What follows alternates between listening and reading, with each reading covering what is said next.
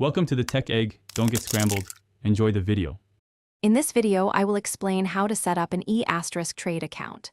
First, you'll need to select the right account type, whether it's for retirement, general investing, or something else.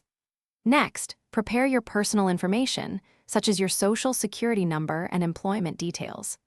Finally, link your bank account to facilitate easy deposits and withdrawals, ensuring a smooth financial experience from the start. This initial setup is crucial for a successful investment journey.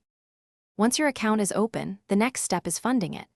Etrade often requires a minimum initial deposit, which can be around $500, but this varies by account type.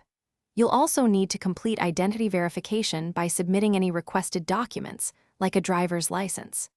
After funding, take time to explore the wide range of investment options, from stocks and bonds to mutual funds and ETFs, to find what suits your strategy. With your account funded, it's time to get familiar with the Etrade platform. Spend some time understanding the trading interface and the various tools at your disposal, such as charting and analysis features.